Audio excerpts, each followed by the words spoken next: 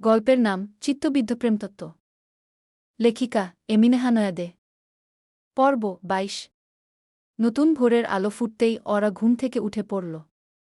ক্যাসেলের বিশাল মাস্টার বেডরুমের জানালার পর্দা গলে ভোরের নরম কাঁচা রোদ এসে পড়েছে বিছানার একপাশে।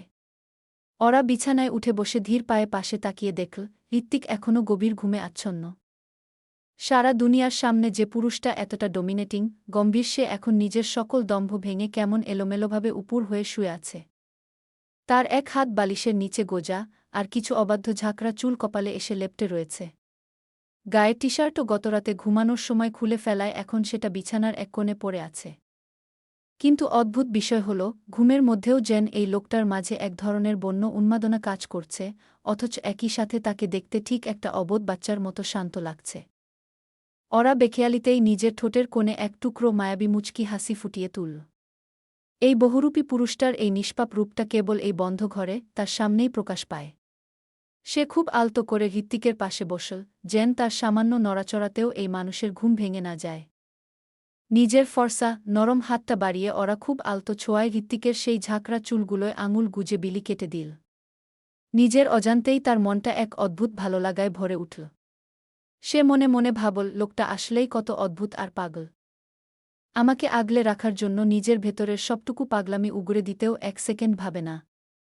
কিন্তু সেই হালকা মনোরম আবেশের মাঝেই আচমকা তার মনে পড়ে গেল গতরাতের কথা। এক লহমায় ওরার বুকের ভেতরটা আবার ভারী হয়ে উঠল।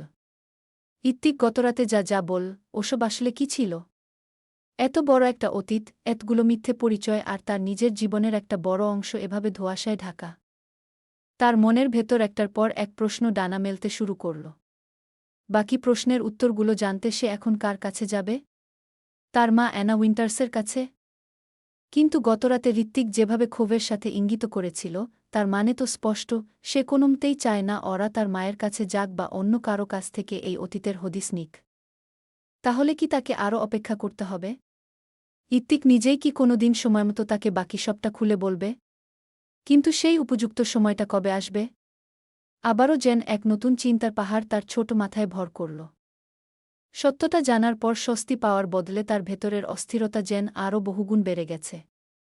কি রেখে কি করবে, কার কাছে গেলে নিজের আসল পরিচয়টার পূর্ণাঙ্গ রূপ খুঁজে পাবে, তার কিছুই সে বুঝতে পারল না। ক্যাসেলের এই থমথমে পরিস্থিতিতে হয়তো এই মুহূর্তে চুপ করে থাকাটাই সবচেয়ে বুদ্ধিমানের কাজ হবে। এই চিন্তায় ওরা একটা বুক ভাঙা ভারী নিঃশ্বাস ফেল। ঋত্বিকের এই মায়াবী চেহারার দিকে তাকিয়ে হঠাৎ করেই ওরার মনে এক তীব্র আকাঙ্ক্ষা জেগে উঠল, খুব সাহস করে এই পাগলাটে পুরুষটার চওড়া কপালে ভালোবাসার একটা গভীর চুমু খাবে। কিন্তু সে ঠোঁট কামড়ে কিছুটা ঝুঁকেও কেন যেন শেষ অবধি সেই সাহসটা সঞ্চয় করতে পারল না। এক অজানা লজ্জা আর আড়ষ্টতা তাকে আষ্টেপৃষ্টে ধরে রাখল। সে আবার একটা দীর্ঘশ্বাস ফেলে নিজের মনের অদ্ভুত এক অনুভূতি নিয়ে মুচকি হাসল। তারপর বিছানা থেকে নেমে ধীর পায়ে ওয়াশরুমের দিকে এগিয়ে গেল ফ্রেশ হওয়ার জন্য। ফ্রেশ হয়ে ওপরে একটা হালকা রঙের ক্যাজুয়াল সুতির গাউন গলিয়ে ওরা নিচে নেমে এল। ক্যাসেল তখনও ভোরের নিস্তব্ধতায় মগ্ন। সে আর এক মুহূর্ত সময় নষ্ট না করে সরাসরি রান্নাঘরের দিকে এগিয়ে গেল। ওরা খুব ভালো করেই জানে তার মায়ের আবদার আর মেজাজ কতটা আকাশচুম্বী। বেলা করে ঘুম থেকে ওঠার পর যদি ওনার ব্রেকফাস্ট টেবিল ওনার চেনা হাইফাই স্ট্যান্ডার্ড অনুযায়ী সাজানো না থাকে, তবে সবার সামনে আবার কখন কী ধরনের বিলাপ বা কটু কথা শুনিয়ে বসবেন, তার কোনো ঠিক নেই। তাই ওরা নিজেই দ্রুত কফি মেকারটা অন করল এবং ফ্রেঞ্চ টোস্ট আর অমলেটের প্রস্তুতি নিতে লাগল। রান্নাঘরের এই ব্যস্ততার মাঝেই মিনসাও নিচে নেমে এল। ওরাকে এত সকালে একা হাতে কাজ করতে দেখে মিনসা কিছুটা অবাক হলেও নিজের গম্ভীর ভাবটা বজায় রাখল। তবে সে নিজে থেকেই এগিয়ে এসে ওরাকে সাহায্য করতে শুরু করল। দুজনের মাঝের সকালের সেই নীরবতাটা খুব একটা অস্বস্তিকর ছিল না। ঘড়ির কাঁটা যখন সকাল 9:30 ছুল, তখন ডাইনিং টেবিলে পা রাখলেন অ্যানা উইন্টার্স। ওনার পরনে একটা এক্সপেন্সিভ সিল্কের বাথরোব, বাদামি চুলগুলো খোপা করে মাথার উঁচুতে খোপা করা। চোখে মুখে এখনও রাতের ক্লান্তি আর বিরক্তির ছাপ স্পষ্ট। টেবিলে ব্রেকফাস্ট সাজানো দেখে সে একটা চেয়ার টেনে বসল। তারপর চোখ পড়ল খাবারগুলোর দিকে। ওভেনে টোস্ট করা ব্রেডের দিকে তাকিয়ে নাক সিটকালেন সাথে সাথে। তবুও নিজেকে অদ্ভুত এক প্রয়াসে সংযত করলেন। 2 আঙ্গুল দিয়ে ব্রেডটা নেড়েচেড়ে পাশে কর্মব্যস্ত ওরাকে উদ্দেশ্য করে বললেন, অরোরা, এটা কি তুমি বানিয়েছ? অরা কফির মগটা ওনার সামনে নামিয়ে রেখে অত্যন্ত শান্ত গলায় বলল, হ্যাঁ আম্মু, তুমি তো বোধহয় ব্রেকফাস্টে এমন কিছুই খাও।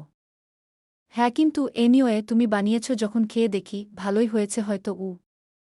অ্যানা কফিতে চুমুক দিয়ে কিছু বলতে যাবেন, ঠিক তখনই ডাইনিং হলের প্রবেশদ্বারে এসে দাঁড়াল ঋত্বিক। রাতের সেই অস্থিরতা কাটিয়ে সে এখন সম্পূর্ণ স্বাভাবিক, তবে তার অবয়বে দুই গাম্ভীর্য। কালো রঙের শার্ট আর ফর্মাল ট্রাউজারে তাকে ভীষণ ধারালো দেখাচ্ছে। যদিও চুলগুলো এলোমেলো আর শার্টের প্রথম কয়েকটা বোতাম খোলা, তবুও সে সম্পূর্ণ নির্বিকার ভাব নিয়ে শার্টের হাত দুটো কনুই অবধি এলোমেলোভাবে গোটাতে গোটাতে এগিয়ে আসছে। ঋত্বিক ডাইনিং এ এসেই অরার ঠিক পাশের চেয়ারটায় বসল। পাশে যে অ্যানাও বসে আছেন তার ন্যূনতম তোয়াক্কা সে করল না। অরা আর চোখে একবার ঋত্বিকের দিকে তাকাল, কিন্তু ঋত্বিক অত্যন্ত স্বাভাবিক ভঙ্গিতে অরার হাতটা টেবিলের নিচেই নিজের শক্ত মুঠোয় পুরে নিল। তার এই সামান্য ছোঁয়া অরাকে এক অদ্ভুত ভরসা দিল। অরা মুচকি হেসে খেতে শুরু করল। মিনশাও খুব চুপচাপ বসে বসে খেতে থাকল, তবে মনে মনে আশা রাখল এই সকাল বেলায় যেন কোনো সিনক্রিয়েট আর না হয়। সে নিজেও অস্থির হয়ে ভাবছে, এই অ্যানা কেন সরাসরি এখানে এসেছে আর ইনি এখান থেকে যাবেনই বা কবে। ইচ্ছে করছিল অরাকে এই ব্যাপারে জিজ্ঞেস করতে, কিন্তু দিন শেষে অরা তো অ্যানারই মেয়ে। মেয়ের বাড়িতে মা বেড়াতে এসেছে, এই ব্যাপারে অতিরিক্ত কিছু মেয়ের কাছে জিজ্ঞেস করা কি কখনো ঠিক হবে? হয়তো না। এসব ভাবতে ভাবতেই মিনশা দীর্ঘশ্বাস ফেলতে লাগল। আর ভাবল, তার ভাইটা কিভাবে পারছে সবকিছু এত সুন্দর মতো চুপচাপ মুখ বুজে সহ্য করতে। না জানি কখন ভাইটার ভেতরের আগুন কুণ্ডলি বিস্ফোরিত হয়। কিন্তু প্রার্থনা একটাই, এরকম কিছু হওয়ার আগেই যেন অ্যানা এখান থেকে বিদায় হয়। পরবর্তী সময়টুকুতেও টেবিলের পরিবেশটা নীরব হলেও এক অদৃশ্য টানটান উত্তেজনা কাজ করছিল। অ্যানা উইন্টার্স ঋত্বিককে লক্ষ্য করে তার আভিজাত্যের কিছু বাঁকা খোঁচা মারার চেষ্টা করলেও ঋত্বিক তার কোনো জবাব না দিয়ে কেবল ঠোঁটের কোণে সামান্য তির্যক হাসি ঝুলিয়ে রাখল। যেন অ্যানার উপস্থিতি তার কাছে কোনো গুরুত্বই রাখে না। ওরাও বিষয়টা ভালোভাবেই খেয়াল করল আর মনে মনে অস্থির হয়ে ভাবল, তার মায়ের নাম শুনে শুরুতেই কেন এই দুই ভাইবোন সেই দিন অমন আচরণ করেছিল।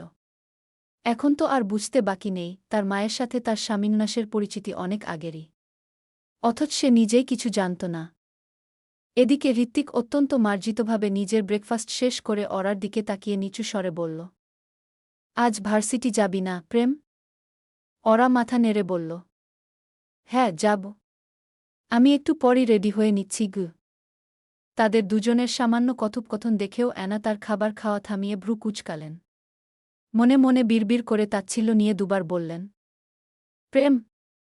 বাহ বাহ। সারাদিনটা এক অদ্ভুত থমথমে শান্ত আবহাওয়ার মাঝেই কেটে গেল। ওরা ভার্সিটি থেকে ফিরে দুপুরের পর নিজের ঘরেই বন্দী ছিল। অ্যানা উইন্টার্স ক্যাসেলের লিভিং রুমে বসে ল্যাপটপে কার সাথে যেন গম্ভীর মুখে বিজনেস চ্যাট করছিলেন, আর মিনশা নিজের মতো লাইব্রেরি পরিষ্কারে ব্যস্ত ছিল। ক্যাসেলের ভেতরের এই শান্ত পরিবেশটা যে আসলে এক বড় ঝড়ের পূর্বাভাস, তা হয়তো কেউ টের পায়নি। সন্ধ্যা নামতেই ক্যাসেলের বাতিগুলো একে একে জ্বলে উঠল। ঋত্বিকও তার সারাদিনের সমস্ত কাজ চুকিয়ে মাত্রই বাড়ি ফিরে সোফায় বসে ব্লেজারটা ছাড়ছিল। সকালবেলা ওরা তার সাথে ভার্সিটিতে গেলেও ওরা ফিরেছে একা একাই। মিনশা আর ওরা লিভিং রুমের কফির ট্রেতে কফি সহ কিছু স্ন্যাক্স সাজিয়ে এনেছে। ঠিক তখনই ক্যাসেলের বিশাল সদর দরজার কলিংবেলটা তীব্র শব্দে বেজে উঠল। এই অসময়ে কে আসতে পারে ভেবে তিনজনেরই ভ্রু কুঁচকে গেল। সোফায় বসে থাকা অ্যানা উইন্টার্সও ল্যাপটপ থেকে চোখ তুলে দরজার দিকে তাকালেন, কিন্তু খুব একটা গুরুত্ব দিলেন না বিষয়টাকে। মিনশা মনে মনে ভাবছে, এখানে হচ্ছেটা কি? এটা এমন এক বাড়ি যেখানে শানিজাজ নামের দুই ভাই ছাড়া কখনো আর কারো ছায়া পড়ত না। এখন তো তারাও নিজেদের কাজের ব্যস্তার কারণে ইউকের বাহিরে আছে, তাই বেচারা দুটোর সাথে যোগাযোগও হচ্ছে না। কিন্তু এখন এই বাড়িতে যা সব হচ্ছে তা তো কল্পনাতেও কেউ আশা করেনি। ওরা ধীর পায়ে এগিয়ে গিয়ে দরজাটা টেনে খুলতেই বাইরের পোর্টিকোর আলোয় দাঁড়িয়ে থাকা তিনটে অবয়ব দেখে সে সম্পূর্ণ স্তব্ধ হয়ে গেল। দরজার মুখে দাঁড়িয়ে আছে অত্যন্ত মডার্ন ও দামি পোশাকে সজ্জিত দুটি চেনা মেয়ে। তারা আর কেউ নয়, অ্যানা উইন্টার্সের বর্তমান আমেরিকান স্বামী মিস্টার রিচার্ডের আগের পক্ষের দুই মেয়ে, সোফি আর লিটিল ফ্লোরা। ফ্লোরার হাতে একটা টেডি বিয়ার, আর সোফির চোখে চিরচেনা অ্যাটিটিউড কিংবা বিরক্তির চাউনি। আবার তাদের ঠিক পেছনে দাঁড়িয়ে আছে একজন মধ্যবয়সী, স্যুটবুট পরা অফিসিয়াল গম্ভীর চেহারার কোকেশীয় পুরুষ। তার হাতে একটা দামি ব্রিফকেস আর বডি ল্যাঙ্গুয়েজে স্পষ্ট অফিসিয়াল পদের কর্মকর্তার মতো হাবভাব। মিস্টার রিচার্ড নিজের এই দুই মেয়েকে একা নিউইয়র্ক থেকে এত দূরে পাঠাননি, বরং এই অফিসিয়াল লোকটিকে বিশেষ দায়িত্ব দিয়ে পাঠিয়েছেন যাতে সে সোফি আর লিটিল ফ্লোরাকে অত্যন্ত নিরাপদে এবং ঠিকঠাকমতো এই ক্যাসেলে অ্যানা উইন্টার্সের কাছে পৌঁছে দিতে পারে। সোফি দরজা খোলামাত্রই অরাকে এক পলক দেখে বেশ চড়া আইরিশ টোনে দম্ভের সাথে বলে উঠল, oh hi, you are really here. অরা স্তব্ধ থাকায় কোনো জবাব দিতে পারল না। তার মা আসলে চায়টা কি? এখন কি তার স্বামীর বাড়িতে মায়ের নতুন স্বামীর আগের পক্ষের মেয়েদের সহ্য করতে হবে? না, সে তো এতটাও দর্দি মেয়ে নয়। আর না চাইলেই কারো সাথে খারাপ ব্যবহার করতে পারবে। যতই হোক, এরা তো বাচ্চা। কিন্তু তার মা কেন তার দিকটা কখনো বুঝতে চায় না? সোফি আর ফ্লোরাকে এখানে দেখে ওরা ভাবল এটা তার মায়েরই কাজ। অথচ লিভিং রুমের ভেতর সোফায় বসে থাকা অ্যানা উইন্টার্স নিজের সৎ মেয়েদের গলা পেয়ে বেশ চমকে উঠে দাঁড়িয়ে পড়লেন। ওদিকে সবকিছু অবজ্ঞা করে সিঁড়ি বেয়ে উপরে চড়তে চাওয়া হিত্তিকের পা দুটোও সিঁড়ির কাছে আটকে গিয়েছে। সে দূর থেকে চোখ দুটো কুঁচকে মনে মনে ভাবছে এ আবার কোনো নতুন নাটক। এগুলো আবার কারাগি। হিত্তিকের ভাবনাটুকুর মাঝেই অ্যানা অনেকটা অস্থির ভঙ্গিতে উঠে দাঁড়ালেন। সে তাড়াহুড়ো করে দরজার কাছে এগিয়ে আসতেই অরার স্তব্ধ মুখটার দিকে তাকিয়ে কিছুটা অপ্রস্তুত হয়ে পড়লেন। অরা নিজেও জানে না সে কি রিয়েক্ট করবে। সে চোখের ইশারায় মায়ের উদ্দেশ্যে বলল, এসব কি হচ্ছে? মুখে কিছু না বললেও অ্যানা ঠিকই তার গা ঘেঁষে চাপা সুরে ফিসফিস করে বলল, প্রিন্সেস, বিশ্বাস করো আমি ওদের এখানে আসতে বলিনি। আমি কেনে বলবো? ওহ গড! অরা তার মায়ের কথা শুনে ভ্রু কুঁচকে ফেল। তার মা নিজের সৎ মেয়েদের নিজের পেটে ধরা মেয়ের স্বামীর বাড়িতে আসতেই বলেনি, অথচ এরা একাই এখানে কিছু না জানিয়ে চলে এসেছে। জানি সামনে আরও কত কিছু দেখতে হবে। তারা দুজন স্তব্ধ দাঁড়িয়ে আছে দেখে মিনসা এবার নিজেই আগ্রহ নিয়ে এগিয়ে এল। অরাকে উদ্দেশ্য করে বলল, এরা কারা ঠিক চিনলাম না তো। অরা উত্তর দিতে সময় নিল না। বুকে হাত গুজে বিরক্তির ভাব নিয়ে দাঁড়িয়ে থাকা সোফি আর নিষ্পাপ পুতুলের মতো দেখতে ফ্লোরার দিকে তাকিয়ে দীর্ঘ ভারিশ্বাস ফেলে বলল, আমার মায়ের স্বামীর ঘরের আগের পক্ষের মেয়ে। সহজ ভাষায় যারা আমার সৎ বোন। কথাটা খুব সহজভাবে অরা বলে ফেললেও অ্যানার মাঝে কোনো প্রতিক্রিয়া ঘটল না। সে সম্পূর্ণ স্বাভাবিক, যেমনটা তার দুই সৎ মেয়ে তাদের ভাষা বুঝতে না পেরে স্বাভাবিকভাবে দাঁড়িয়ে আছে। কিন্তু মিনসা আর সিঁড়ির কাছে দাঁড়িয়ে থাকা ঋত্বিক যেন এই কথা শুনে স্তব্ধ। অরা যা বলল তা বিশ্বাস করতেও যেন দুজনের শ্বাসকষ্ট উঠে যায়। হয়তো সেটা বিস্ময়ের চেয়ে তীব্র ঘৃণায়। তারা দুজনের হতভম্ব হয়ে অ্যানাকে বিদ্রূপ করে শুধু এটাই ভাবছে যে একটা মেয়ে মানুষ ঠিক কতটা নির্লজ্জ হলে শুধুমাত্র নিজের স্বার্থে টিস্যু পেপারের মতো স্বামী বদলাতে পারে। সাথে ঋত্বিক এও ভাবছে এখনই নিজের সৎবোনদের এখানে দেখে অরার ভাবমূর্তি যা হয়েছে না জানি নিজের মায়ের অতীত সম্পর্কে সবটা জানার পর মেয়েটা ঠিক কী করবে। গল্পটা কেমন লাগলো অবশ্যই বলে যাবেন।